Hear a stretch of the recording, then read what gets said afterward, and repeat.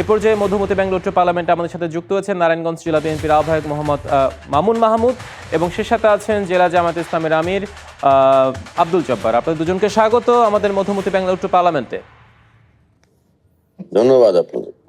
শুরুতে মামুন মাহমুদ আপনাকে দিয়ে আমরা শুরু করতে চাই যে বিষয়টা আমরা বলছিলাম যে নারায়ণগঞ্জ 2-3-এ বিএনপি সমর্থিত স্বতন্ত্র প্রার্থী আছে, 4-এ জোটের শরিক আছে, আপনাদের জমিয়তুল উলামা ইসলামের প্রার্থী আছে, 5-এ স্বতন্ত্র দাঁড়ালেও মনোনয়ন বাতিল হয়। বড় দল, প্রার্থী অনেক, দল মনোনীত প্রার্থী আছে, স্বতন্ত্র দাঁড়াচ্ছে, সবকিছু মিলিয়ে যারা স্বতন্ত্র দাঁড়াচ্ছে ভোটের মাথায় আসলে কতটা প্রভাব ফেলবে বলে মনে করছেন? ধন্যবাদ ডিবিসি কে। আপনি যে পরিসংখ্যানগুলো দিয়েছেন গত নির্বাচনগুলোর বিশেষ করে 3টি নির্বাচনের 91, 98, 91, 96, 2001 এবং 2008। 96 এবং 2001, আমরা এই 91, 96 এবং 2001-এর নির্বাচনটাকেই মূলত আমরা স্ট্যান্ডার্ড হিসেবে ধরি। এছাড়াও 2008-এর নির্বাচন সম্পর্কে আপনি বলেছেন, সেটা সম্পর্কে আমি বলবো। কিন্তু আমি যেটা মনে করছি যে 2001-এ আপনার যে চিত্র আপনি দেখেছেন, সেখানে দেখেছেন যে 5টি আসন আছে নারায়ণগঞ্জের, 5টি আসনেই বিএনপি জয়যুক্ত হয়েছে এবং সেই নির্বাচনটি বাংলাদেশের বলা যায় যে সবচাইতে গ্রহণযোগ্য একটি নির্বাচন ছিল। এরপরে 2008-এ সেই নির্বাচনেও 2001-এ যে নির্বাচন হয়েছে, সেই নির্বাচনেও বিএনপি 5টি আসনের মধ্যে 5টি আসনই জয়যুক্ত হয়েছে এবং মাঝখানে যে নির্বাচনটি 1996-এর কথা যেটি আসলো, সেখানেও বিএনপি একটি আসন পেয়েছিল এবং অন্যান্য আসনে জোরালো প্রতিদ্বন্দ্বিতা করতে পেরেছিল। যদিও সেই নির্বাচনটি নিয়ে কিছুটা আপনার রয়েছে, জনমনে প্রশ্ন রয়েছে।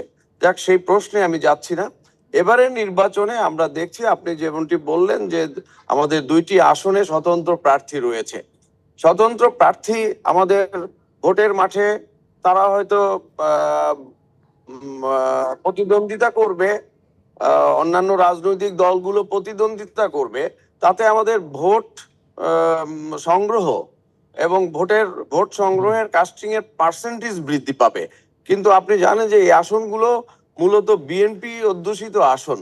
যতবার সুষ্ঠু নির্বাচন হয়েছে, বিএনপি আসনগুলোতে জয়যুক্ত হয়েছে এবং আমাদের একটি আসনে বিএনপি সমর্থিত যে প্রার্থী রয়েছে নারায়ণগঞ্জ 4 আসনে, তো সেটি যেহেতু বিএনপির সমর্থিত প্রার্থী, মার্কা যদিও ধানের শীষ না থাকে, তাদের মার্কা, নিজস্ব মার্কা খেজুর গাছ। আমরা মনে করি যে বিএনপি সমর্থিত হওয়ার কারণে মানুষ এটাকে কনসিডার করবে যে ধানের শীষের প্রার্থী হিসেবে এই আসনটিকেও কনসিডার করবে।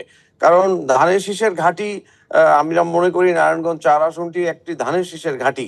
কারণ এখানে যে অপরাজনীতি হয়েছে বিগত বছরগুলোতে, এখানে আপনি জানেন যে শামীম ওসমানের মতো একজন মানুষ এখানে এমপি হিসেবে ছিল, তাকে তো সাধারণ মানুষ কখনোই গ্রহণ করে নাই বা ভোটের মাধ্যমে সে নির্বাচিত হয় নাই, জোর জবরদস্তি করেই সে নির্বাচিত হয়েছে যতবার হয়েছে। তো সুতরাং এখানে এবার ভোট দেওয়ার যে সুযোগ তৈরি হয়েছে এবং জনগণের আস্থা তো বিএনপির উপরে রয়েছে যে আগামীতে বিএনপি রাষ্ট্র পরিচালনার দায়িত্ব যদি পায়, তাহলে হয়তো এদেশে যে ভোটের অধিকার আদায়ের জন্য বিএনপি যে সংগ্রাম করেছে, আমাদের নেত্রী খালেদা জিয়া যেভাবে সংগ্রাম করেছে, নিজের জীবন বিপন্ন হয়েছে, কিন্তু সংগ্রাম থেকে তিনি পিছিয়ে যান নাই। তো এই বিষয়গুলো বিবেচনা করে এবং আমাদের সামনে এখন খালেদা জিয়ার সুযোগ্য সন্তান যিনি এই দলের নেতৃত্ব দিচ্ছেন, এই দলের উপরে যেহেতু মানুষের আস্থা রয়েছে, কাজেই এইবার যেহেতু ভোট দেওয়ারও সুযোগ তৈরি হবে, সুতরাং এইবার অবশ্যই আপনি ভোট দেওয়ার সুযোগ তৈরি হওয়ার কথা বলছেন, বিগত 17 বছরের কথা বলেছেন, সবকিছু মিলিয়ে আসলে ভোটারদের মধ্যে মানসিকতার পরিবর্তন কতটুকু এসেছে বলে মনে করছেন আপনি? যেহেতু নারায়ণগঞ্জের হিস্ট্রি যদি আমরা বলি, খুব একটা মানে একদিকে সেটা বন্দর কেন্দ্রিক এলাকা, শিল্পাঞ্চল কেন্দ্রিক এলাকা, তার বিপরীতে অপরাধ প্রবণ এলাকাও বটে। আমরা বিগত সময় অনেক বড় বড় অপরাধ সংগঠনের বিষয়গুলো দেখেছি, খুব সেন্সিটিভ এলাকা যদি বলতে চাই। তার বিপরীতে গিয়ে আসলে ভোটারদের মানসিকতা কতটুকু পরিবর্তন হয়েছে, আপনারা সেই জায়গায় কতটা পৌঁছাতে পারছেন ভোটারদের কাছে? না, ভোটারদের মানসিকতা তো অবশ্যই 24 পরবর্তী সময়ে একটা পরিবর্তন অবশ্যই হয়েছে এবং আমাদের যে তরুণ ভোটার যারা এই গত 20 বছরে ভোট দিতে পারে নাই একবারও, তো তারাও এখন তরুণ বয়সে তরুণ নাই, কিন্তু তারা তারা কিন্তু ভোট দেওয়ার ক্ষেত্রে একেবারেই প্রথম ভোটার এবং নবীন ভোটার, এর সঙ্গে যুক্ত হয়েছে তরুণ ভোটাররা। কাজে এদের সংখ্যা প্রায় 4 কোটির ঊর্ধ্বে সারা দেশে। সেই সেই পার্সেন্টেজে নারায়ণগঞ্জের প্রত্যেকটি আসনেও আমরা 20% বা 30% তরুণ ভোটার আমরা কিন্তু বিবেচনা রাখছি, এবং তাদেরকে কিভাবে আমাদের পক্ষে নেওয়া যায়। এই নয়নকে একটু ফোন দাও। হ্যাঁ, তো তাদেরকে কিভাবে আমাদের পক্ষে নেওয়া যায় সেই বিষয়ে কিন্তু আমরা কাজ করছি, এবং তাদের মন আকৃষ্ট করার জন্য কিন্তু আমরা চেষ্টা করছি, এবং সেভাবে আমাদের রাজনৈতিক কর্মকাণ্ড পরিচালিত হচ্ছে। নিশ্চয়ই, এবং আপনাকে আমরা ধন্যবাদ। আশা আপনি করছি থাকুন আমাদের সাথে, আমরা প্রয়োজন আপনার কাছে ফিরতে পারি। আমরা একটু নারায়ণগঞ্জ মহানগর জামায়াতের আমির আব্দুল জব্বার আছেন আমাদের সাথে, তার সাথে একটু যুক্ত হতে চাই। আপনাকে স্বাগত মধ্যমতি ব্যাঙ্গালোর টু পার্লামেন্ট, আব্দুল জব্বার। জি, ধন্যবাদ ডিবিসি নিউজ চ্যানেলকে। আপনার কাছে প্রথমে যে বিষয়টি জানতে চাই সেটি হচ্ছে যে আপনাদের নারায়ণগঞ্জে তো একটা জোটকে নিয়ে হয়তো বা 4 আসনটি আপনারা এনসিপিদের একটা সিদ্ধান্ত হয়তো বা নিয়েছেন, কিন্তু সেটা তো আবার খেলাফতে মজলিসের মামুনুল হক স্পষ্ট জানিয়ে দিয়েছেন এই জায়গায় খেলাফতে মজলিসের ব্যাপারে কোনো ছাড় নয়। এছাড়া আপনাদের একজনের মনোনয়ন স্থগিত করা হয়েছে। সব মিলিয়ে কি মনে হচ্ছে, নারায়ণগঞ্জ 4 আসনে কোনো সিদ্ধান্ত কি আপনারা নিতে পেরেছেন, বা সেটা ভোটের মাঠে জোট কেন্দ্রিক রাজনীতিতে কতটা প্রভাব ফেলবে? ধন্যবাদ। আমাদের সহ আলোচক অধ্যাপক মামুন মাহমুদ ভাই, আহ্বায়ক বিএনপি নারায়ণগঞ্জ জেলা। কারেকশনটা হলো, আমাকে নারায়ণগঞ্জ জেলা সভাপতি বলেছেন, আসলে আমি নারায়ণগঞ্জ মহানগর, সেটা আমরা সেটা ত্রুটির জন্য দুঃখিত, আমরা সেটা করে নিয়েছি কারেকশনটা। তো আপনি যে প্রশ্ন জিজ্ঞেস করেছেন 4-এর ব্যাপারে, তো আসলে জামাত যেহেতু যে 11 দলীয় বলি আর 8 দলীয় বলি যে জোট, আর এই জোটের ব্যাপ্তি বাড়ছে, সেই জায়গায় জামাতের পক্ষ থেকে আমাদেরকে মূলত 5টি আসনের মধ্যে 2টি আসনের ব্যাপারে জানানো হয়েছে, 4 এবং 5 আসন, এখানে যাতে আমরা জোটকে ছেড়ে দিই। তো সেই হিসেবে আমি 4-এর প্রার্থী ছিলাম, দলের আনুগত্য বা দলের প্রতি লয়েল থেকে বৃহত্তরের সাথে আমরা 4 আসনটা ছেড়ে দিয়েছি। সেক্ষেত্রে আমার কাছে যতটুকু ইনফরমেশন আছে যে ইসলামী আন্দোলন বাংলাদেশ, বাংলাদেশ খেলাফত মজলিস সহ আমাদের যে জোট আছে, এই 2-1 দিনের মধ্যে যা বক্তব্য আছে এগুলোর অবসান হবে, এবং হতে পারে এনসিপি কে এখানে দিতে পারে 4-এ, এবং 5-এ খেলাফত মজলিস দেওয়ার ব্যাপারে। আর আপনার কাছে যে 2-এর তথ্যের কথা বলেছেন, আমাদের অর্থাৎ 2-এর ব্যাপারে আমরা যাচ্ছি। আব্দুল দুইয়ের জব্বার, এখানে একটু থামাতে চাই। অর্থাৎ 4-এর ব্যাপারে আপনারা এনসিপি কে দিচ্ছেন, এটা স্পষ্ট, এবং 5-এ আপনারা খেলাফতে মজলিসকে দিচ্ছেন, এটা স্পষ্ট। জি জি জি। কিন্তু সেক্ষেত্রে মামুনুল হক যে কথাটা বললো, যে গতকাল আমরা যেটা দেখলাম গণমাধ্যমে, তিনি এই ব্যাপারে ছাড় নয় বলছেন। আসলে জোটের ক্ষেত্রে এটা কতটা প্রভাব ফেলবে, তার এই ধরনের বক্তব্য? না, সেটা তো উনি ওনার জায়গা থেকে বক্তব্য রেখেছেন, এটি আমরা জানার জন্য চেষ্টা করেছি। আমাদেরকে দলের পক্ষ থেকে জানানো হয়েছে যে 2-1 দিনের মধ্যে স্ব স্ব দল, তার দলের কাদেরকে কোন জায়গায় দলীয়ভাবে 12 দল থেকে বা 11 দল থেকে কাদেরকে মনোনয়ন দেয়া হয়েছে সেটা দলীয়ভাবেই তারা জানাবে। হয়তো কোনো কারণে ওনার পক্ষ থেকে এই বক্তব্য দিয়েছেন, এই বক্তব্যের ব্যাপারে উনি ভালো জানেন। যে আমাদের পক্ষ থেকে আমাদেরকে এনসিপির ব্যাপারে বলা হয়েছে, এবং আমি সেই হিসেবে আমার জায়গা থেকে আমার প্রার্থীটা প্রত্যাহার করে তাকে সমর্থন জানিয়েছি। তার মানে এই জায়গায় বিষয়টা স্পষ্ট, নারায়ণগঞ্জ 4 থেকে এনসিপি কে আপনারা জোট হিসেবে ছেড়ে দিচ্ছেন, আপনি নিজেই সেই জায়গাটা ছেড়ে দিচ্ছেন, আর 5 থেকে খেলাফতে মজলিস সেখান থেকে নির্বাচন করবে। এবার আপনারা 2 আসনে যেতে স্থগিত করেছে, সেটা বলতে চাইছিলেন আপনি?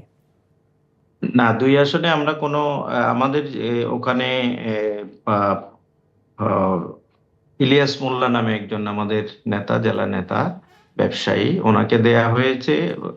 ওনাকে ওইটা আমাদের পক্ষ থেকে স্থগিত করা হয় নাই। ওনার মনোনয়ন বৈধতা পেয়েছে, এবং আমরা কাজ করছি, আশা করি সেখানকার ফিল্ড ভালো, আমরা সেখানে ভালো করতে পারবো ইনশাআল্লাহ। নিশ্চয়ই। আরেকটি বিষয়, সেটি হচ্ছে দীর্ঘ সময়ের জোট সঙ্গে বিএনপি আপনাদের ছিল, সেই জোটের মিত্র এখন ভোটের মাঠে প্রধান প্রতিদ্বন্দ্বী। একসময় সেটা বিএনপি অধ্যুষিত এলাকা, আমরা সেটা দেখেছি, বিগত নির্বাচনী পরিসংখ্যানও সেটা প্রমাণ আমরা পেয়েছি। পরিবর্তিত প্রেক্ষাপটের পর আসলে কি মনে হচ্ছে আপনার কাছে, জনগণ আপনাদেরকে কিভাবে গ্রহণ করছে, আর কতটা গ্রহণ করছে, বা কেন গ্রহণ করবে? হ্যাঁ, আসলে বিএনপি তো আমাদের সময় মানে হাসিনার আমলে আমরা সবাই একসাথে আন্দোলন করেছি, সংগ্রাম করেছি, জেল খেটেছি, আমরা সুখে দুঃখে ছিলাম। তো নতুন একটি পরিস্থিতি তৈরি হওয়ার পরে এটা স্বাভাবিক একটা প্রতিযোগিতা তৈরি হয়েছে। বিএনপির যে অবস্থান আছে তারা সেটা ধরে রাখার জন্য চেষ্টা করছে, ঠিক একই ভাবে মানুষ একটা পরিবর্তন চাচ্ছে। পরিবর্তনের জায়গা থেকে মানুষ মনে করছে জামাত ইসলামী যদি আগামী দিনে রাষ্ট্র পরিচালনা করতে পারে, সেই জায়গায় মানুষ নিরাপদ থাকবে। সন্ত্রাস, চাঁদাবাজি সহ যেই বক্তব্যগুলো রাজনৈতিক দলগুলোর বিরুদ্ধে আছে, তুলনামূলকভাবে জামাতের ব্যাপারে মানুষের বিশ্বস্ততা, মানুষের ভালোবাসা আমরা অনেক বেশি দেখতে পাচ্ছি। সেই জায়গা থেকে আমরা মনে করছি যে মানুষ এখন বিকল্প কিছু চায়, তরুণরা বিকল্প কিছু চায়, সাধারণ মানুষ স্বস্তিতে নিরাপত্তায় থাকতে চায়। সেই জায়গা থেকে আমি মনে করি যে জামায়াতে ইসলামী নির্বাচনী মাঠের প্রতিদ্বন্দ্বিতা অতীতে করার সুযোগ না পেলেও এবার অন্তত আমরা যে 3টি আসন আমাদের দলীয় প্রার্থী আছে, বাকি 2টি আচ্ছা, জোটের যে 3টি প্রার্থী আসনে দলীয় আছে। প্রার্থী আছে সেই 3টি আসনের ব্যাপারে আপনারা যথেষ্ট আশাবাদী। আব্দুল জব্বার এবং মামুন জি, মাহমুদ জি, দুজনকে অসংখ্য ধন্যবাদ মধুমতি ব্যাংক লুট্টু পার্লামেন্টে এসে আপনাদের নির্বাচনী পর্যবেক্ষণ এবং আমি পরিকল্পনা আমাদের মাধ্যমে তুলে আমি ধরার আর- জন্য। হ্যাঁ হ্যাঁ আমি প্লিজ, আর হ্যাঁ একটু মামুন বলতে মাহমুদ বলুন, চাচ্ছিলাম হ্যাঁ বলুন এক মিনিট। হ্যাঁ যে আমি যেটা বলতে চাচ্ছিলাম যে দুইয়ের কথা যেটা আমাদের জব্বার ভাই বললো যে তাদের অবস্থান ভালো। আসলে আমি যেটা বলতে চাই যে বিগত 17 বছরের আন্দোলন সংগ্রামের মাধ্যমে দলের পক্ষে যারা নিবেদিতভাবে আমাদের কাজ করেছে, তার মধ্যে দুইয়ের যে প্রার্থী আমাদের রয়েছে তিনি, এবং প্রত্যেকটি আসনে আমাদের প্রার্থীরা যেভাবে রাজপথে পড়ে থেকে জীবন বাজি রেখে যেভাবে কাজ করেছে, একটি অত রাজনৈতিক দল জনসম্পৃক্ত রাজনীতি করে মানুষের গেছেন গত 17 বছর ধরে, সেটা আমরা সেটা হয়তো ভোটের মাথায় সেই প্রতিফলনটা হবে। দুজনকে অসংখ্য ধন্যবাদ মধুমতি ব্যাংক লুট্টু পার্লামেন্টে এসে আমাদেরকে সময় দেওয়ার জন্য, আপনাদের পর্যবেক্ষণ তুলে ধরার জন্য।